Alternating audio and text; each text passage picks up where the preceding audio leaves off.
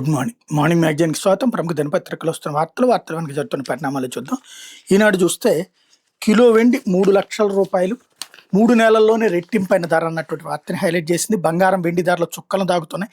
ధరల పెరుగుదలలో బంగారాన్ని మించి వెండి దూసుకుపోతోంది. కమోడిటీలు ట్రేడింగ్ జరిగే ఎక్స్చేంజ్లతో పాటు విక్రయ శాఖల్లోని ఈ లోహాల ధరలు రికార్డు గరిష్టాలకు చేరుకున్నాయి. తొలిసారిగా దేశీయ విపణిలో కిలో వెండి ధర 3,00,000 మించింది. ఇతర ప్రధాన కరెన్సీలతో పోలిస్తే డాలర్ కాస్త బలహీనపడటం, గ్రీన్లాండ్ స్వాధీనానికి అమెరికా అధ్యక్షుడు ట్రంప్ దూకుడుగా అడుగులు వేస్తున్న నేపథ్యంలో సురక్షితమని భావిస్తూ బంగారం, వెండిపైకి పెట్టుబడులు రావడమే వీటి ధరలు గణనీయంగా పెరగడానికి కారణమని బులియన్ వర్తకులు చెప్తున్నారు అన్నటువంటి వార్తని హైలైట్ చేశారు. లేకపోతే 20 రోజుల్లోనే 70,000 పెరుగుదల. ధరల పెరుగుదలలో వెండి దూకుడు కొనుగోలుదారులకు ఆందోళన కలిగిస్తుండగా పెట్టుబడిదారులను మాత్రం ఆనందంలో ముంచెత్తుంది. ఈ నెలలోనే వెండి కిలో ధర 2.4 లక్షల నుంచి 3.09 లక్షలకి పైగా పెరిగింది. దీపావళి సమయంలో ధర బాగా పెరిగిన పండగ తర్వాత 2025 అక్టోబర్ 22 కిలో వెండి ధర 1,48,000కి దిగొచ్చింది. తదుపరి మళ్లీ పెరుగుతూ వస్తుంది. 3 నెలలు కూడా గడవకముందే రెట్టింపుకు పెంచడం గమనార్హం అన్నటువంటి వార్తని హైలైట్ చేశారు. అయితే ఉద్యోగాలు ఇచ్చే స్థాయికి తెలుగువారి ఎదగాలి. దంపతుల్లో ఒకరు ఉద్యోగం, మరొకరు వ్యాపారం చేయాలి. ఏపీలో పెట్టుబడులు పెడితే స్వాగతిస్తాం, విదేశాల్లో వ్యాపారం చేస్తామని సరే గైడ్ చేస్తాం. జ్యూరిక్ తెలుగు డయాస్పోరా సమావేశంలో ముఖ్యమంత్రి చంద్రబాబు భార్యాభర్తలో ఒకరు ఉద్యోగం చేస్తే మరొకరు వ్యాపారం చేయాలని విదేశాల్లో స్థిరపడిన తెలుగువారికి ముఖ్యమంత్రి చంద్రబాబు సూచించారు. తెలుగువారు ఉద్యోగాలు చేసేవారిలా కాకుండా ఉద్యోగాలు ఇచ్చేవారికి ఎదగాలని ఆకాంక్షించారు. వ్యాపార వాణిజ్య రంగాలకు ప్రవేశించాలని ఆశించే ఎన్ఆర్టీలకు సహకరిస్తాం. 50 కోట్లతో AP NRT non resident Telugu corpus fund ఏర్పాటు చేస్తున్నాం. ఏపీలో ఎన్నో అవకాశాలను వచ్చి పెట్టుబడి పెడతామంటే స్వాగతిస్తాం. విదేశాల్లో వ్యాపారాలు చేస్తామంటే చేసుకోండి. ప్రభుత్వం తరపున రతన్ టాటా ఇన్నోవేషన్ హబ్ ద్వారా గైడ్ చేస్తాం. కొంచెం కొత్తగా ఆలోచిస్తే పారిశ్రామికవేత్తలుగా రాణిస్తారని ఉద్బోధించారు. దావోస్ పర్యటనలో భాగంగా తొలి రోజు జ్యూరిక్లో జరిగిన తెలుగు డయాస్పోరా సమావేశంలో చంద్రబాబు ప్రసంగించారు. విదేశాల్లో ఉన్న తెలుగు వారిని సమన్వయం చేసుకుంటూ వారిని పారిశ్రామికవేత్తలుగా తీర్చిదిద్దే బాధ్యతలు లోకేష్, రామ్మోహన్ నాయుడు, టీజీ భరత్ తదితరులు తీసుకోవాలని చెప్పారు అన్నటువంటి వార్తని హైలైట్ చేశారు. ఇక్కడ విశేషం ఏంటంటే ఆ దేశాల్లో అమ్ముకునేది వాళ్లే చేసుకుంటారు వ్యాపారం. మనం వెళ్ళి అక్కడ దేశంలో జైవిచ్చేది ఏంది? దాంట్లో ఇక్కడ ఉన్నటువంటి టాటా ఇన్నోవేషన్ సెంటర్ వచ్చి మన దగ్గర పెట్టిన దాంట్లో వాళ్ళకి నేర్పేది ఏంటి? ఇవన్నీ పేపర్లో అద్భుతమైన హెడ్డింగ్ లాగా కనబడుతుంటాయి. సరే, దాన్ని చూసి విపరీతమైనటువంటి భజన చేసేవాళ్ళు చేస్తూనే ఉంటారు. అసలు పాయింట్ ఏంటి అక్కడ? మన రాష్ట్రంలో ఉద్యోగాలు ఇదివరకు ఆయన విజన్ ఏమనేవాళ్ళు, వ్యవసాయం మానేసేసి వచ్చి ఉద్యోగాలు చేయించండి, మీ పిల్లల్ని ఒకళ్ళ వ్యవసాయానికి అంకితం చేయమన్నారు. చివరికి వ్యవసాయం చేయడానికి వాళ్ళ మనుషులు ఎవరు లేరు. ఆ విజన్ ఫెయిల్ అయింది కదా. వ్యవసాయం చేయడానికి మనుషులు లేక పక్క రాష్ట్రాల నుంచి తెచ్చుకుంటున్నాం. ఇప్పుడు మీకు ఉద్యోగాలు ఇచ్చే పరిస్థితులు లేరు కాబట్టి వ్యాపారాలు చేయండి అని చెప్తున్నారు అనమాట. ఇది ఆయన విజన్తో ఆలోచిస్తున్నారా, అవగాహనతో ఆలోచిస్తున్నారా అంటే టోటల్గా దీనివలన ఇప్పుడు రాష్ట్రానికి సంబంధించి మొత్తం ఇదివరకు హైదరాబాద్ రాజధాని అద్భుతంగా ఉంటే రాష్ట్రం అంతా అద్భుతంగా ఉంటుందని చెప్పుకొచ్చారు. మొత్తం తీసుకెళ్లి లక్షల కోట్ల రూపాయల పెట్టుబడులు హైదరాబాద్లో పెట్టించారు. చివరికి రాష్ట్రం విడిపోయింది, ఆంధ్ర నాశనమైంది.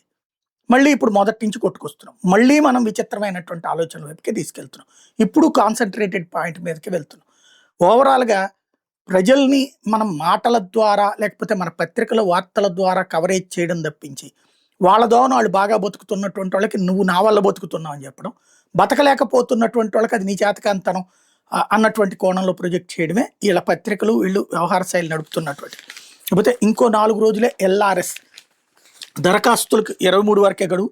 ఆ తర్వాత క్రమబద్ధీకరణ రుసుములు తడిసి మోపిడు. అనుమతులు తీసుకొని లేఅవుట్లలో ఇళ్ల స్థలాల క్రమబద్ధీకరణకు దరఖాస్తు చేసుకోవడానికి 4 రోజులే మిగిలింది. ప్రభుత్వం ప్రకటించిన గడువు ఈ నెల 23తో ముగినుంది. దాదాపు 9,000 ఎకరాల అనధికార లేఅవుట్లో ఉన్నట్టు అధికారులు ప్రాథమిక అంచనా వేశారు. ఇప్పటివరకు దాదాపు 6,000 ఎకరాల విస్తీర్ణం లేఅవుట్లకు ప్లాట్ల క్రమబద్ధీకరణకు ప్రజల నుంచి 52,470 దరఖాస్తులు వచ్చినాయి. మరో 25,000 దరఖాస్తులు రావాలి. గడువు పెంచాలని ప్రజల నుంచి విజ్ఞప్తులు వస్తున్న పురపాలక పట్టణాభివృద్ధి శాఖ దీనిపై ఇంకా ఎలాంటి నిర్ణయం తీసుకోలేదు. వైకాపా ప్రభుత్వం అనుమతులు తీసుకోకుండా ఆ పార్టీ నేతలు అడ్డగోలుగా లేఅవుట్లు వేశారు. వాటిలో స్థలాలు కొన్న ప్రజల ఇబ్బందిని దృష్టిలో పెట్టుకుని కూటమి ప్రభుత్వం లేఅవుట్ క్రమబద్ధీకరణ పథకం అమలుకు 2025 జూలై 26 ఉత్తర్వులు ఇచ్చింది. క్రమబద్ధీకరణతో 75,000 మందికి పైగా ప్రయోజనాలు చేకూరడంతో పాటు ప్రభుత్వానికి రుసుముల కింద 600 కోట్ల ఆదాయం వస్తుందని భావిస్తున్నారు అన్నటువంటిది హైలైట్ చేశారు. ఓపెన్ స్పేస్ ఛార్జీలో 50% రాయితీ ఇస్తున్నారు అన్నటువంటిది. లేఅవుట్లు వేసేది ఎప్పుడు లేఅవుట్ లేకుండా అమ్మేటటువంటి ఇప్పుడు కూడా నడుస్తున్నాయి, ప్రజెంట్ కూడా నడుస్తున్నాయి లేఅవుట్ లేకుండా అమ్మేది. ఎందుకయ్యా అంటే ఒక లేఅవుట్ వేస్తే ఒక ఎకరానికి 4,800 గజాల్లో దగ్గరగా 1,500 నుంచి 2,000 గజాలు వదిలేసుకోవాలి. అది ఓపెన్ స్పేస్ కావచ్చు, రోడ్ల కిందన కావచ్చు. ఇవన్నీ అంటే 4,800 1,800 తీసేసి 1,500 తీసేసిన 3,300 గజాలు మిగులుతుంది. అంత పోగొట్టుకోవడానికి రియల్ ఎస్టేట్ వాళ్ళు సిద్ధంగా ఉండట్లేదు. తెలివిగా అమ్మి పడేస్తున్నారు. మీ కర్మ, చచ్చినోడి పెళ్లికి వచ్చిందే కట్టం అన్నటువంటి తరహాలో వచ్చిందంతా దోచేసుకునేటటువంటి పరిస్థితిలో వాళ్ళు ఉన్నారు. తప్పు అది వైసీపీ టైంలో జరుగుతుంది, తెలుగుదేశం టైంలో జరుగుతుంది. ప్రతి వార్తలో కూడా వైసీపీ మీద విషం చిమ్మాలి. ఆ రెగ్యులర్‌గా జరిగే యాక్టివిటీస్‌ని పార్టీలకి ఆపాదించుకోవాలి. ఇదే దరిద్రం మనకి పట్టినటువంటి శాపం. వీళ్ళ జర్నలిజం అలాగే ఉంటుంది. ఇకపోతే కమల దళపతిగా నితిన్ నబీన్ ఎన్నిక ఏకగ్రీవం 45 ఏళ్లకే బీజేపీ పగ్గాలు. బీహార్లో పుట్టిన నేతకు తొలిసారి అవకాశం అన్నటువంటిది హైలైట్ చేశారు. పోతే మదిలో అలజడి మహాకోపంగా బయటపడి స్వతహాగా శాంత స్వభావం అయినా ఒక్కోసారి పట్టలేనంత కోపం వచ్చేస్తుంది. ఆ బలహీన క్షణమే బంధాలను బీటలు వారుస్తుంది. తర్వాత అరే ఇలా చేశాను ఏమిటని పశ్చాత్తాపడ్డ ఫలితం ఉండదు. నిజానికి కోపం అనేది మనిషిలో సహజంగా ఉన్న స్వీయ రక్షణకు సంబంధించినటువంటి ఒక భావోద్వేగం. అయితే క్షణికావేశానికి వెనక మెదడులోని సహజ హెచ్చరిక వ్యవస్థ పనితీరు ప్రధాన కారణం. లోపల పేరుకుపోయిన ఒత్తిడి, అణచివేసిన భావోద్వేగాల ఫలితంగా తీవ్రమైన కోపం వచ్చేస్తుంది. ఉదాహరణకు మన లోపల ఒత్తిడి, అలసట, ఆందోళన స్టవ్ మీద మరుగుతున్న నూనె పాత్ర అనుకుంటే అందులో ఒక చొక్క నీడబడిన బగ్గును మండుతుంది అన్నటువంటి వార్తని హైలైట్ చేసుకోవచ్చు. లేకపోతే షీప్ ఫుట్ రోలింగ్తో సత్ఫలితాలు. ప్రధాన డ్యాం పనులు వినియోగించండి. పోలవరం అధికారులకు విదేశీ నిపుణుల సూచన. పోలవరం ప్రాజెక్టులో గ్యాప్ 1, గ్యాప్ 2 ప్రధాన డ్యాం పనుల్లో రోలింగ్కి షీప్ ఫుట్ రోలర్లు వాడాలని విదేశీ నిపుణులు సూచించారు. అంతర్జాతీయంగా వాటి వినియోగంతో సత్ఫలితాలు సాధిస్తున్నారని చెప్పారు. విదేశీ నిపుణులు Hinchberger, David B Paul, Franco డిసిస్కోలు సోమవారం పోలవరం వచ్చారు. ప్రధాన డ్యాంతో పాటు డయాఫ్రమ్ వాల్ పనులు తీరు పరిశీలించారు. గ్యాప్ 1, 2 ప్రధాన డ్యాం పనుల్లో రోలింగ్ ఎలా చేస్తున్నారని అడిగారు. ఫ్లాట్ రోలర్లు, వైబ్రేట్ రోలర్లు వినియోగిస్తున్నట్టు అధికారులు చెప్పారు. షీప్ ఫుట్ రోలర్లు వినియోగిస్తే మంచి ఫలితాలు వస్తాయని నిపుణులు పేర్కొన్నారు. ట్రయల్ ఎంబాక్మెంట్ పనుల్లో షీప్ ఫుట్ రోలర్లు వాడితే సరైన ఫలితాలు రాలేదని, అందువల్ల వీటిని వినియోగిస్తున్నామని అధికారులు వివరించారు. ఈ నేపథ్యంలో మంగళవారం ఉదయం గ్యాప్ 1, 2 డ్యాముల్లో రోలింగ్ పనులు తాము దగ్గరుండి పరిశీలిస్తామని అందుకు ఏర్పాటు చేయాలని నిపుణులు అధికారులకు సూచించారు. డయాఫ్రమ్ వాల్ అనుకుని ప్లాస్టిక్ క్లేకోర్ ఉన్న ప్రాంతాల్లో షీప్ ఫుట్ రోలర్లు వాడాల్సిన అవసరం ఉందని చెప్పారు. అధికారులని ఆకృతులు, డ్రాయింగులకు సంబంధించిన అనేక ప్రశ్నలు వేశారు. పనులు ఎలా జరుగుతున్నాయి, ఏమైనా ఇబ్బందులు ఎదురుతున్నాయని అడిగారు. డీహిల్ గ్రౌటింగ్ పనులు సైతం దగ్గరుండి చూశారు. డయాఫ్రమ్ వాల్ పనుల్లో గతంలో ఎదురైన ఇబ్బందులను అధిగమించారా లేదా అని విదేశీ నిపుణులు ఆరా తీశారు. దీని నిర్మాణంలో గతంలో తలెత్తిన బ్లీడింగ్, రాయిలోకి ఎంత లోతు వరకు ప్లాస్టిక్ కాంక్రీట్ దింపాలి తదితర అంశాల్లో వచ్చినట్టు సమస్యలు పరిష్కారం అయ్యాయని అధికారులు సమాచారం ఇచ్చారు. తిరుపతి ఐఐటి నిపుణులతో కలిసి సిద్ధం చేసిన మెథడాలజీ ప్రకారం డయాఫ్రమ్ వాల్ పనులు చేయడంతో బ్లీడింగ్ సమస్య పరిష్కారమైందని వివరించారు. ఫిబ్రవరికి డయాఫ్రమ్ వాల్ పనులు పూర్తి చేస్తా ఉన్నారు. ఈ పనులను సంబంధిత నాణ్యత నియంత్రణ పరీక్షల ఫలితాలను విదేశీ నిపుణులు పరిశీలించారు. పనుల డాక్యుమెంటేషన్ మరింత పక్కాగా ఉండాలని సూచించారు. అనంతరం పోలవరం ప్రాజెక్టు అథారిటీ, ప్రాజెక్టు జలవనరుల శాఖ అధికారులతో సమావేశంపై పనులు తీరుతెన్నులపై సమీక్షించారు. సమావేశంలో పోలవరం ప్రాజెక్టు అథారిటీ కార్యదర్శి రఘురాం, జలవనరుల శాఖ సలహాదారు M Venkateswara, engineering chief Narasimhamurthy, Polavaram SE Ramachandram, కేంద్ర జల సంఘం డిజైన్ల CE Sarabjit Singh Bakshi, director Manish Rathod, CSMRS సంస్థ నుంచి మనీష్ గుప్తా, రవి అగర్వాల్, సిడబ్ల్యూసి పిఆర్ఎస్ ప్రతినిధి రామారావు, పోలవరం అథారిటీ డైరెక్టర్ శంకర్ పాల్గొన్నారన్నటువంటి వార్తను హైలైట్ చేశారు. బతికుండగానే మరణ ధృవీకరణ పత్రం. రాజధాని సమీపంలో భూముల ధరలు చుక్కలు అంటున్నాయి. దీంతో వీలైన వాటిని అక్రమంగా కాజేయడానికి కొందరు ఎంతకైనా తెగిస్తున్నారు. ఒక భూమికి సంబంధించిన యజమాని బతికుండగానే అతని మరణ ధృవీకరణ పత్రంతో సుమారు 20 కోట్ల విలువైన 9.47 ఎకరాల భూమిని కాజేసేందుకు చేసిన ప్రయత్నం తాడికొండలో వెలుగులోకి వచ్చింది. గతంలో తాడికొండలో పనిచేసిన వీఆర్ఓ ఈ వ్యవహారానికి మధ్యవర్తిగా వ్యవహరించగా నిందితులకు స్థానిక వైకాపా నాయకుల సహారం తోడైనట్టు తెలుస్తోంది. వంగర హనుమంత సుబ్రహ్మణ్యం అనే రైతుకి తాడికొండ గ్రామంలో 9.47 ఎకరాల భూమి ఉంది. దాన్ని కౌలుకిచ్చారు. సుబ్రహ్మణ్యం కొడుకు, కుమార్తె అమెరికాలో స్థిరపడ్డారు. ఆయన కూడా కొద్ది కాలం క్రితం కొడుకు వద్దకు వెళ్లారు. ఇదే అదనంగా భావించిన కొందరు ఆ భూమిపై కన్నేశారు. సుబ్రహ్మణ్యం 2019లో మరణించినట్టుగా రాజమహేంద్రవరంలో తహసీల్దార్ కార్యాలయం నుంచి ధృవపత్రం తీసుకున్నారు. వరలక్ష్మి అనే మహిళను దత్తత తీసుకున్నట్టు తన తదనంతరం ఆస్తి మొత్తం ఆమెకే చెందాలని వీలునామా రాసినట్టు పత్రాలు సృష్టించారు. తుళ్లూరుకు చెందిన వీఆర్ఓ తాడికొండ వైకాపా నాయకుల సహకారంతో తాడికొండ తహసీల్దార్ కార్యాలయంలో వరలక్ష్మి పేరిట గత ఏడాది డిసెంబర్ పాస్బుక్ దరఖాస్తు చేశారు. రెవెన్యూ సిబ్బంది జనవరి 13న సదరు మహిళ పేరిట ఆ భూమిని అడంగంలో ఎక్కించేశారు. ఈ విషయం తెలిసి గ్రామంలో సుబ్రహ్మణ్యం సన్నిహితులు ఆయనతో వీడియో కాల్లో మాట్లాడటంతో జరిగిన మోసం బయటపడింది. దీనిపై తాడికొండ తహసీల్దార్ మెహర్ కుమార్ని సంప్రదిస్తే పాస్ పుస్తకం కోసం దరఖాస్తుదారులు పొందుపరిచిన ధృవపత్రాలు సక్రమంగానే ఉన్నాయని అందుకే ఆమోదించామని చెప్పారు అన్నటువంటి వార్తని హైలైట్ చేశారు. ఇకపోతే పాత విద్యార్థి కిట్లకు బిల్లుల చెల్లింపు 944 కోట్ల విడుదలకు ప్రభుత్వ అనుమతి. వైకాపా ప్రభుత్వంలో సర్కార్ బడుల్లోని పిల్లల కోసం కొనుగోలు చేసిన విద్యార్థుల కిట్లకు సంబంధించిన బిల్లుల చెల్లింపుకి పరిపాలన అనుమతులు ఇస్తూ రాష్ట్ర ప్రభుత్వం ఉత్తర్వులు జారీ చేసింది. మొత్తం బిల్లులు 944.53 కోట్లు కాగా అందులో కేంద్ర ప్రభుత్వ వాటా 291 కోట్లు, రాష్ట్ర ప్రభుత్వ వాటా 652 కోట్లు. రాష్ట్ర వాటా చెల్లింపులకు వీలుగా బడ్జెట్ నుంచి నిధుల విడుదలకు ప్రభుత్వం అనుమతించింది. వైకాపా ప్రభుత్వం 24-25 విద్యా సంవత్సరానికి విద్యార్థి కిట్ల సరఫరా టెండర్లు పిలవకుండానే పాత గుర్తుదారులకు రిపీట్ ఆర్డర్లు ఇచ్చింది. కూటమి ప్రభుత్వం ఏర్పడ్డాక కిట్లను విద్యార్థులకు అందించింది. ఈ బిల్లులకు ఇన్నాళ్లుగా ఆర్థిక శాఖ అనుమతి లేకపోగా ఇటీవల కేబినెట్లో భేటీలు ఆమోదం లభించింది. ఈ మేరకు పాఠశాల విద్యాశాఖ కార్యదర్శి కోన శశిధర్ ఉత్తర్వులు ఇచ్చారన్నటువంటి వార్తని తెలియజేస్తుంది. దీని మీద అప్పట్లో విష ప్రచారం దుర్మార్గంగా చేశారు. చివరికి అప్పుడు ప్రవీణ్ ప్రకాష్ మొన్న మధ్య మన ఇంటర్వ్యూలో చూసాం కదా, ఎలక్షన్స్ టైం అయిపోయింది, వాళ్ళకి డబ్బులు ఇవ్వకపోతే వాళ్ళు గట్టిరు, తక్కువ రేటుకి చక్కటి నాణ్యమైనవి అంతకుముందు ఇచ్చారు. అందుకని వాళ్ళకే రిపీట్ ఆర్డర్ ఇచ్చాను. ఇది నా సొంత నిర్ణయం. ఇందులో కరప్షన్‌కి తావు లేదని ఆయన నిర్మోహమాటంగా చెప్పారు. వీళ్ళు దాని మీద విష ప్రచారం దుర్మార్గంగా చేసుకొచ్చారు. ఇప్పుడు డబ్బులు చెల్లించేశారు. అది తేడా.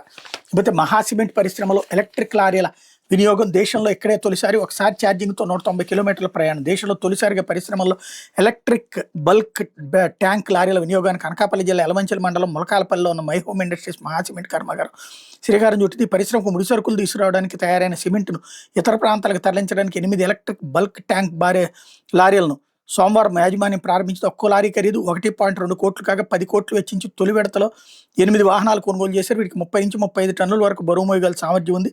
గంటలోనే పూర్తి స్థాయి ఛార్జింగ్ అయ్యే ఎలక్ట్రిక్ లారీలు ఒకసారి పూర్తి స్థాయి ఛార్జింగ్‌తో 190 కిలోమీటర్ల వరకు ప్రయాణిస్తే వీటి కోసం ఈ కర్మాగారం ప్రాంగణంలో 2 ఛార్జింగ్ స్టేషన్లు ఏర్పాటు చేశారు.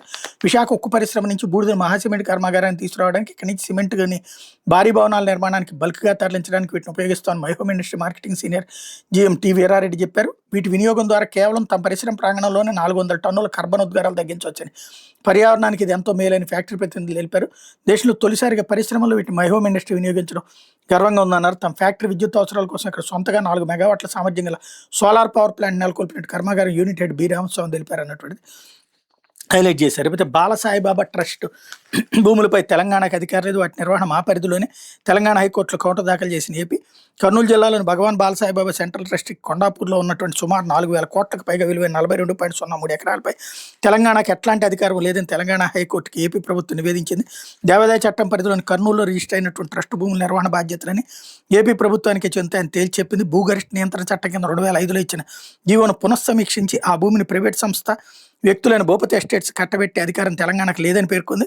బాలసాయిబాబా ట్రస్ట్కి చెందిన 42.03 ఎకరాలను భూపతి ఎస్టేట్స్కి అప్పగించడానికి సవాల్ చేస్తూ 2024లో తమ్మిడిపోయిన సంతోష్ కుమార్ మరో 4 హైకోర్టులో ప్రజా ప్రయోజన వ్యాజ్యం వేశారు. హైకోర్టు ఆదేశాల మేరకు ప్రతివాదిగా ఉన్న ఏపీ దేవాదాయ శాఖ కమిషనర్ తరపున కె రామచంద్రమోహన్ కౌంటర్ దాఖలు చేశారు. తెలంగాణ ప్రభుత్వం జారీ చేసిన జీవోల ప్రకారం కొండాపూర్లో 42.03 ఎకరాల భూములు ట్రస్ట్ వేన స్పష్టమవుతుందని పేర్కొన్నారు. ట్రస్ట్ తెలంగాణ దేవాదాయ చట్టం కిందకు రిజిస్టర్ కాలేదని, ఏపీ చట్టం కింద అక్కడ రిజిస్టర్ అయినందున భూముల నిర్వహణ ఏపీ దేవాదాయ శాఖదే అన్నారు. దేవాదాయ శాఖకి చెందిన భూములను హైకోర్టు అనుమతి లేకుండా ప్రైవేట్ వ్యక్తులకు అప్పగించరాదని మధ్యంతర ఉత్తర్వులు ఉన్నప్పటికీ వాటికి విరుద్ధంగా తెలంగాణ ప్రభుత్వం ప్రైవేట్ వారికి అప్పగించిందన్నారు. ట్రస్ట్ భూముల నిర్వహణ రక్షణ వ్యవహారాలను ఏపీ దేవాదాయ శాఖ పర్యవేక్షిస్తోందని తెలిపారు. దీని మీద ఇటీవల విచారించిన హైకోర్టు కౌంటర్ దాఖలు చేయమని తెలంగాణ ప్రభుత్వానికి 5,000 జరిమానా విధించితే ఇప్పటివరకు కౌంటర్ దాఖలు చేయలేదన్నట్టు వార్తని హైలైట్ చేశారు. తిరుమలకు నిర్మాత బండ్ల గణేష్ పాదయాత్ర గతంలో చంద్రబాబు అరెస్ట్ అయినప్పుడు పెట్టుకున్న మొక్కును చెల్లించుకుంటూ నిర్మాత బండ్ల గణేష్ సోమవారం షాద్నగర్ నుంచి తిరుమలకు పాదయాత్రగా బయలుదేరారు. ఈ సందర్భంగా నిర్వహించిన కార్యక్రమానికి పలువురు ప్రముఖులు హాజరయ్యారు. బండ్ల గణేష్ మాట్లాడుతూ చంద్రబాబు 43 రోజులైన జైలు నుంచి బయటికి రాకపోవడంతో ఎంతో భయపడ్డాను. ఆయన ఎలాగైనా బయటికి తీసుకురావాలని ఏడుకొండల స్వామికి మొక్కున్నాను. దాన్ని తీర్చుకునేందుకు ప్రస్తుతం బయలుదేరుతున్నానే తప్ప ఇందులో ఎటువంటి రాజకీయం లేదని పేర్కొన్నారు. విజయనగరం ఎంపీ అప్పలనాయుడు, నటుడు శివాజీ పాల్గొన్నారన్నటువంటిది హైలైట్ చేశారు. కాకపోతే సాక్షి ఉచితం పోయింది, స్వచ్ఛందం బూటకం, పంటల బీమా ఫట్, చంద్రబాబు సర్కార్ నిర్వాకాలు, అన్నదాతల పాలిటి శాపాలు, ఏపీని బ్లాక్లో పెట్టేసిన ఇన్సూరెన్స్ కంపెనీలు, ప్రభుత్వం పాత బకాయిలు చెల్లించకపోవడంతో బీమాకును ప్రస్తుత రబీ సీజన్లో స్వచ్ఛంద నమోదు పోర్టల్ను ఓపెన్ చేయని కంపెనీలు, మన రైతులు ప్రీమియం చెల్లించేందుకు కూడా అవకాశం ఇవ్వడం అయిన గద్దెనెక్కగానే ఉచిత పంటల బీమాను అటకెక్కించిన చంద్రబాబు సర్కార్ రైతులను భాగస్వామ్యం చేసేందుకంటూ తెరపైకి స్వచ్ఛంద పంటల బీమా, ఏడాది తిరగకుండానే స్వచ్ఛంద బీమాకు పాడిగట్టిన బాబు సర్కార్ రైతులకు 3,500 కోట్లకు పైగా బీమా పరిహారం ఎగనామం. వైఎస్ జగన్ హయాంలో రైతులపై పైసా భారం పడకుండా ఉచిత పంటల బీమా పథకంలో రికార్డు స్థాయిలో 5 ఏళ్లలో 54.48 లక్షల మందికి 7,802 కోట్ల రూపాయల బీమా అందజేత ప్రకృతి వైపరీత్యాలతో పంటలు నష్టపోయిన 34.41 లక్షల మంది రైతులకి మరో 3,261 కోట్ల ఇన్పుట్ సబ్సిడీ చెల్లింపు అన్నటువంటి హైలైట్ చేశారు. కాకపోతే పోలీసుల నిర్లక్ష్యంతోనే సాల్మన్ హత్య, ఈ దారుణంపై సిబిఐ విచారణ జరిపించాలి, కారకులైన పోలీసులపై చర్య తీసుకోవాలి, సాల్మన్ కుటుంబానికి 1 కోటి నగదు, 5 ఎకరాల పొలం, ఒక ప్రభుత్వ ఉద్యోగం ఇవ్వాలి, వైఎస్ఆర్సీపీ నాయకుల డిమాండ్. ఎస్సీలపై జరుగుతున్న దాడులపై వినతిపత్రం ఇచ్చేందుకు డీజీపీ కార్యాలయానికి వెళ్లిన వైఎస్ఆర్సీపీ నేతలు, డీజీపీ కలవకపోవడంతో ఏడీజీకి వినతిపత్రం ఇచ్చిన నాయకులు, చంద్రబాబు పాలనలో దళితుల ప్రాణాలకు రక్షణ లేదని మండిపడ్డ నాయకులు, సాల్మన్ హత్యపై ఎన్హెచ్ఆర్సీ ఎస్సీ కమిషన్ ఆశ్రయిస్తాను వెళ్ళి వాళ్ళ కుటుంబానికి న్యాయం జరిగేదాకా వైఎస్ఆర్సీపీ పోరాడుతుందని స్పష్టీకరణ అన్నటువంటిది హైలైట్ చేశారు. లేకపోతే ఆంధ్రజ్యోతికి భూ నజరాన 15 కోట్ల విలువైన ఏపీహెచ్పీ భూమి 50 సెంట్ల, ప్రభుత్వ భూమి 24 సెంట్లు కేటాయింపు నిబంధనలకు విరుద్ధమని తేలడంతో 2020లో ఈ కేటాయింపు రద్దు చేసిన వైఎస్ఆర్సీపీ ప్రభుత్వం, చంద్రబాబు ప్రభుత్వం వచ్చాక ఆ భూమికి బదులు మరో భూమి కోరిన ఆంధ్రజ్యోతి. దీంతో ఏపీహెచ్పీ భూమి 50 సెంట్లు, ప్రభుత్వ భూమి 24 సెంట్లు కేటాయింపు, ఏపీహెచ్బీకి భూమార్పిడి కింద మరో చోట 64 సెంట్లు అన్నటువంటి హైలైట్ చేశారు. తొలుత విశాఖ ప్రదేశ్ పాలన విలువైన 74 సెంట్లు కేటాయించారన్నటువంటి హైలైట్ చేశారు. అయితే మద్యం అక్రమ కేసులో చెవిరే మోహిత్కి భారీ ఊరట. గతంలో ఇచ్చిన మధ్యంతర ముందస్తు బెయిల్ నిరవధిక పొడిగింపు తదుపరి ఉత్తర్వులు ఇచ్చే వరకు అమల్లో ఉంటుందన్న సుప్రీంకోర్టు ధర్మాసనం. కౌంటర్కు మరో 2 నెలల గడువు కోరిన సిట్పై అసహనం. ఉద్దేశపూర్వకంగా జాప్యం చేసేందుకు ఇలా చేస్తున్నారని మండిపాటు. కాలయాపన కోసమే సిట్ పదే పదే వాయిదాలు కోరుతుందని ఘాటు వ్యాఖ్య అన్నటువంటిది హైలైట్ చేశారు. ఇకపోతే నాకు నోబెల్ ఇవ్వలేదు కాబట్టి శాంతి గురించి ఆలోచించిన నార్వే ప్రధానికి పంపిన మెసేజ్లో ట్రంప్. గ్రీన్లాండ్పై ఉద్రిక్తతల వేళ అమెరికా అధ్యక్షుడు వితండవాదం అన్నటువంటిది హైలైట్ చేశారు. లేకపోతే ద్వైపాక్షిక వాణిజ్యం 18 లక్షల కోట్లకు. ద్వైపాక్షిక బంధాన్ని మరింత బలోపేతం చేసుకొని భారత్ యుఏఈ నిర్ణయించాయి. 2032 నాటికి పరస్పర వార్షిక వాణిజ్యాన్ని ఏకంగా 18 లక్షల కోట్లకు $200 బిలియన్ పెంచుకోవాలని తీర్మానించాయి. యునైటెడ్ అరబ్ ఎమిరేట్స్ అధ్యక్షుడు షేక్ మొహమ్మద్ బిన్ జాయద్ అల్ సహ్యాజ్ ప్రధాని నరేంద్ర మోడీ చర్చల సందర్భంగా పలు కీలక ఒప్పందాలు కుదిరాయి. భారత్ యుఏఈ నిర్ణయం కీలక రక్షణ భాగస్వామి. భారత్కి 5 లక్షల టన్నుల ఎల్ఎన్జీ. ప్రధాని మోడీ సహ్యాన్ని కీలక ఒప్పందాలు. యుఏఈ అధ్యక్షుడికి మోడీ స్వాగతం, ఆత్మీయ ఆలింగనం. ఒకే కారులో ప్రయాణం, పలు అంశాలపై గంటకు పైగా చర్చలు అన్నటువంటిది హైలైట్ చేశారు. అయితే బకాయిలు ఇవ్వరు, గౌరవ వేతనం పెంచరు. ఎంపీటీసీ జెడ్పీటీసీలకు మొండి చేయి. ఎన్నికలప్పుడు పెంచుతామంటూ చంద్రబాబు పవన్ హామీ. అధికారంలోకి వచ్చాక నిధులు ఇవ్వని టీడీపీ కూటమి సర్కార్. ఎంపీటీసీలకు 56 కోట్లు, జెడ్పీటీసీలకు 11 కోట్లు బాకీ. 19 నెలల గౌరవ వేతనం చెల్లించాల్సిన పరిస్థితి. ప్రతిపక్ష ప్రజాప్రతినిధుల నుంచి అధికార పార్టీ నేతల కక్ష సాధింపు అంటూ జెడ్పీటీసీలకు గౌరవ వేతనాలు ఎప్పట్లోకి చెల్లిస్తారని కడప జెడ్పీ సీఈఓ నిలదీసిన హైకోర్టు అన్నటువంటి వార్తని హైలైట్ చేశారు. లేకపోతే వెండి 3 లక్షలు అన్నది ఇక్కడ కూడా హైలైట్ చేశారు. మరి ఇప్పుడు స్మార్ట్ ఫోన్లోనే క్రియేటివిటీ అంటూ కంటెంట్ క్రియేటర్లకు మొబైల్ ఫోనే ఆధారం. ప్రణాళిక, షూటింగ్, ఎడిటింగ్, పబ్లిషింగ్ సైతం ఆర్టిఫిషియల్ ఇంటెలిజెన్స్ విస్తృత వినియోగం. సామాజిక మాధ్యమాలు ప్రాచుర్యంలోకి వచ్చాక ప్రపంచవ్యాప్తంగా కంటెంట్ క్రియేటర్లు ఇబ్బడిముబ్బడిగా పుట్టుకొచ్చారు. Text, image, video, audio content రూపం ఏదైనా క్రియేటర్లు అత్యధికులు సోషల్ మీడియానే జీవనాధారం. అయితే మొబైల్ ఫోన్ సాయంతో వీరు తమ క్రియేటివిటీని తెర మీదకి తెస్తున్నారు. భారత్లో అయితే క్రియేటివ్ స్టూడియోలుగా ఈ చిన్న ఉపకరణం అవతరించిన విశేషం. పైగా వ్యాపారం, ఫాలోవర్లను పెంచుకునే విధంగా లక్ష్యంగా కృత్రిమ మేధను సాధనంగా మలుచుకుంటున్నారు అన్నటువంటి వార్తని హైలైట్ చేశారు. లేకపోతే యువతని మోసం చేసిన ఎస్ఐకి 10 ఏళ్ల జైలు శిక్ష. యువతను మోసం చేసినటువంటి ఎస్ఐకి 10 ఏళ్ల జైలు శిక్ష, 20,000 జరిమానా విధిస్తూ గుంటూరు 4వ అదనపు జిల్లా సెషన్స్ కోర్టు న్యాయమూర్తి శరత్ బాబు సోమవారం తీర్పు వెలువరించారు. ప్రాసిక్యూషన్ కథనం ప్రకారం పల్నాడు జిల్లా రెంటచింతల మండలం తుమ్మరకోట గ్రామానికి చెందిన యువత బీఎస్సీ నర్సింగ్ కోచింగ్ తీసుకుంటూ గుంటూరులో నివాసం ఉంటుంది. నగరంపాలెం పోలీస్ స్టేషన్కి ఎస్ఐగా కుంచాల రవితేజ విధులు నిర్వహించిన సమయంలో యువతను ప్రేమిస్తానని, వివాహం చేసుకుంటానని నమ్మించి లైంగిక దాడికి పాల్పడ్డాడు. ఆ తర్వాత పట్టించుకోకపోవడంతో ఎస్సీ సామాజిక వర్గానికి చెందిన బాధిత యువతి 2023 మే 20 నగరంపాలెం పోలీసులు ఫిర్యాదు చేయడంతో ఎస్సీ ఎస్టీ అట్రాసిటీ కేసు నమోదు చేసి దర్యాప్తు చేసి ఛార్జ్షీట్ దాఖలు చేశారు. ఆరోపణ నిర్ధారణ కావడంతో ఎస్ఐ కుంచాల రవితేజకు జైలు శిక్ష విధించి యువతకు నష్టపరిహారం చెల్లించాలని న్యాయమూర్తి తీర్పు వెలువరించారు. బాధిత యువత తరపున పబ్లిక్ ప్రాసిక్యూటర్ షేక్ ముబీనా బేగం వాదన వినిపించారు. కాగా రవితేజ ప్రస్తుతం బాపట్ల జిల్లా అమృతలూరు పోలీస్ స్టేషన్లో ఎస్ఐగా విధులు నిర్వహిస్తున్నారు అన్నటువంటిది హైలైట్ చేశారు. అయితే పాఠశాలలో క్షుద్ర పూజల కొలకలం, భయాందోళన గురవుతున్న విద్యార్థులు, తల్లిదండ్రులు, పోలీసులు ఫిర్యాదు చేసిన ఉపాధ్యాయులు. అన్నమయ్య జిల్లా చౌడేపల్లి మండలంలోని కాగతి ప్రాథమిక ఉన్నత పాఠశాల క్షుద్ర పూజలు కలకలం రేపాయి. పాఠశాలలో 94 మంది విద్యార్థులు చదువుకుంటున్నారు. సంక్రాంతి సెలవులు ముగియడంతో సోమవారం విద్యార్థులు, ఉపాధ్యాయులు పాఠశాలకు వచ్చారన్నటువంటి వార్తని హైలైట్ చేశారు. అయితే వినుకొండ బస్టాండ్లో తొక్కిసలాట, 4గురికి తీవ్ర గాయాలు. బస్సు ప్లాట్ఫామ్ పైకి వస్తుండగానే ఎక్కేందుకు వందలాది మంది ప్రయత్నం. బస్సు డోర్ తగిలి ఒకరు పడిపోయిన ప్రయాణికులు. పండగకు ప్రత్యేక బస్సు లేకపోవడం వల్ల దుర్ఘటన జరిగిందని ప్రయాణికుల ఆగ్రహం. పల్నాడు జిల్లా వినుకొండ ఆర్టీసీ డిపోలో సోమవారం బస్సు ఎక్కేందుకు ఒకేసారి వందలాది మంది ప్రయాణికులు పోటీ పడడం తొక్కిసలాట జరిగింది. ఈ ఘటనలో 4గురికి తీవ్ర గాయాలయ్యి. సంక్రాంతి సెలవులు ముగియడంతో సోమవారం ఉదయం దూర ప్రాంతాలకు వెళ్లే ప్రయాణికులు పెద్ద సంఖ్యలో వినుకొండ ఆర్టీసీ బస్టాండ్కి చేరుకున్నారు. 10 గంటల సమయంలో వేలాది మంది ప్రయాణికులతో ఆర్టీసీ బస్టాండ్కి ఎక్కిరిసిపోయింది. అదే సమయంలో ఆర్టీసీ గ్యారేజీ నుంచి విజయవాడకి వెళ్లే బస్సు ప్లాట్ఫామ్కి వస్తుండగా ఒక్కసారిగా వందలాది ప్రయాణికులు గ్యారేజీ వైపునికి వెళ్లి బస్సు ఎక్కేందుకు ప్రయత్నించారు. బస్సు కదులుతూ ఉండగానే సీటు కోసం తోసుకుంటూ లోపలికి వెళ్లేందుకు ప్రయత్నించగా డోర్ తగిలి పలువురు ఒకరిపై ఒకరు కింద పడిపోయి తక్కిసలాట జరిగింది. ఈ ఘటనలో పల్నాడు జిల్లా బొల్లాపల్లి మండలం వెలటూరు గ్రామానికి చెందిన బెల్లంకొండ చిన్నంకయ్య, నూజెండ్ల మండలం కొత్తనాగిరెడ్డిపల్లికి చెందిన పరిమి కోటముకి చేతులు విరిగిపోయాయి. ప్రకాశం జిల్లా పుల్లల చెరువు మండలం ఎండపల్లికి చెందిన ఎస్తేర్రా అని పుల్లల చెరువు తండాకు చెందిన బాణావత్ మంత్రిబాయికి తీవ్ర గాయాలయ్యాయి. ప్రమాదం జరిగిన వెంటనే బాధితులు ప్రైవేట్ వాహనంలో ఆసుపత్రికి పట్నంలోని వైద్యశాలకు తరలించారన్నట్టు వార్తని హైలైట్ చేశారు. అయితే ఆంధ్రజ్యోతి విదేశీ విద్యకు గ్యారంటీ, 4% వడ్డీతో విద్యా రుణాలు. చదువుకోవాలనుకునే ప్రతి ఒక్కళ్ళని చదివిస్తాం. 50 కోట్ల ఎన్ఆర్టీల కోసం, కార్పస్ ఫండ్ పెట్టుబడుల కోసం మంత్రులకు నాకు మధ్య పోటీ. ఫలితమే దేశానికి వచ్చిన పెట్టుబడులు 25%. ఏపీకి విద్యుత్ సంస్కరణలతో రాష్ట్రానికి డేటా సెంటర్లు. అన్ని రంగాల్లో తెలుగువారు అభివృద్ధి సాధించాలి, అదే నా లక్ష్యం, అప్పుడే నాకు సంతృప్తి. జ్యూరిక్లో యూరప్ తెలుగు డయాస్పోరా సమావేశంలో సీఎం చంద్రబాబు వ్యాఖ్యలు అన్నటువంటిది హైలైట్ చేశారు. ఇకపోతే అదే వ్యధ పాత కథ అంటూ జగన్ హయాంలో గాడి తప్పిన ఆర్థికం, కూటమి సర్కార్లోని గతుకుల ప్రయాణం. అన్ని రకాల ఆదాయం కలిపితే 1,50,000 కోట్లు, అది వడ్డీలు, అసలు చెల్లింపు, జీతాలు, పెన్షన్లకే సరి. పథకాలు, అభివృద్ధి, ఇతర ఖర్చులకు అప్పులే గతి. అప్పుల రీపేమెంట్లు ఏడాదికి 75,000 కోట్లు, జీతాలు, పెన్షన్లు మరో 75,000 కోట్లు. డిసెంబర్ నాటికి 1,00,000 కోట్లు దాటిన అప్పు.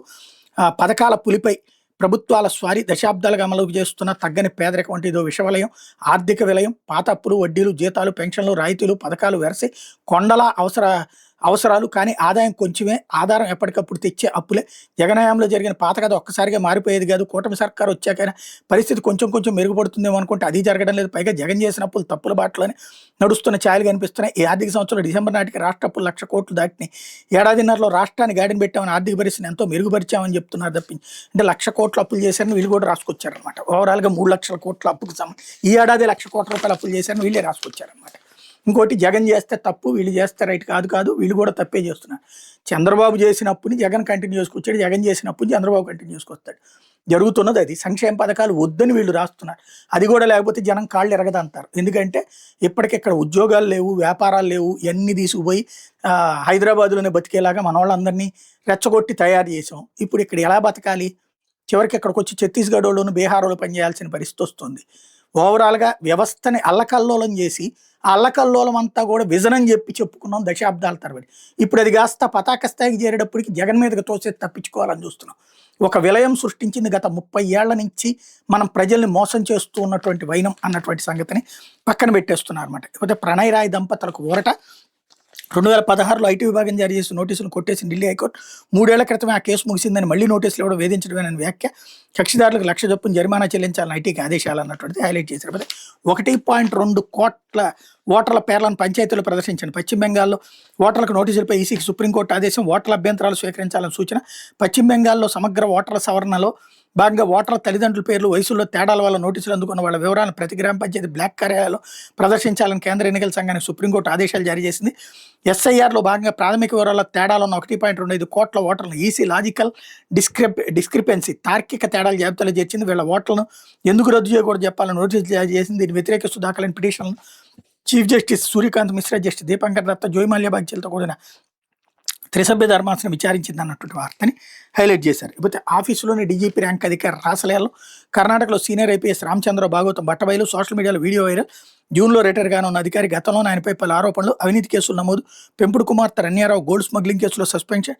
డీజీపీపై సీఎం సిద్ధరామయ్య ఆగ్రహం, మార్ఫింగ్ చేశారంటూ రామచంద్రరావు అన్నటువంటిది హైలైట్ చేశారు. ఇకపోతే బీజేపీ సారథిగా నితిన్ నబీన్ అధ్యక్ష పదవి ఆయన ఒక్కరే నామినేషన్. ఎన్నికల లాంఛనమైన అధికారిక ప్రకటన. ఆర్ఎస్ఎస్ నేపథ్యం, ఇంటర్మీడియట్ విద్యార్హత. జాతీయ అధ్యక్షుడిగా తొలిసారి బీహార్ నేత. భారతీయ జనతా పార్టీ నూతన జాతీయ అధ్యక్షుడిగా నితిన్ నబీన్ సిన్హా ఎన్నిక కావడం లాంఛనప్రాయమైంది. ప్రస్తుతం ఆయన పార్టీ కార్యనిర్వాహక అధ్యక్షుడిగా వ్యవహరిస్తున్నారు. 46 ఏళ్ల చరిత్ర గల బీజేపీ తొలిసారిగా పార్టీ కంటే పిన్న వయసు గల నితిన్ నబీన్ అధ్యక్షుడు కాబోతున్నారు. పార్టీ ప్రస్తుత అధ్యక్షుడు జేపీ నడ్డా, కేంద్ర మంత్రులు అమిత్ షా, రాజ్నాథ్ సింగ్, నితిన్ గడ్కరీ, నిర్మలా సీతారామన్, పీయూష్ గోయల్, హర్దీప్ సింగ్ పూరి, కిరణ్ రిజిజు తదితరులు నితిన్కి మద్దతుగా నామినేషన్ దాఖలు చేశారు. సంస్థాగత ఎన్నికల రిటర్నింగ్ అధికారి ఎంపీ కే లక్ష్మణ్కి నామినేషన్ పత్రాలను సమర్పించారు. సోమవారం ఢిల్లీలో వివిధ రాష్ట్రాల పార్టీ అధ్యక్షుల నేతృత్వం నామినేషన్ దాఖలు ప్రక్రియ జరిగింది అన్నటువంటిది హైలైట్ చేశారు. అయితే మిథున్ రెడ్డికి ఈడీ పిలుపు. లెక్కర్ స్కామ్లో 23ని విచారణకు రావాలని సమయంలో 22ని విజయసాయిరెడ్డి వాంగ్మూలం. తర్వాత రోజు వైసీపీ ఎంపీ విచారణ. అంతిమ లబ్ధిదారు లెక్క తేలుతుందా అన్నటువంటిది హైలైట్ చేశారు. అయితే ఎగువ మధ్య ఆదాయ దేశంగా భారత్ 3.63 లక్షలకు చేరనున్న స్థూల తలసరి ఆదాయం. త్వరలో జర్మనీని దాటి 3వ అతిపెద్ద ఆర్థిక వ్యవస్థగా ఆవిర్భావం. చైనా, ఇండోనేషియాల సరసన చేరనున్న భారత్. ఎస్బీఐ ఎగువ మధ్య ఆదాయ దేశాలుగా ఉన్న చైనా, ఇండోనేషియాల సరసన భారత్ కూడా త్వరలోనే చేరనుంది. ఈ దశాబ్దం చివరి నాటికి ఎగువ మధ్య ఆదాయ దేశంగా అవతరించబోతుంది.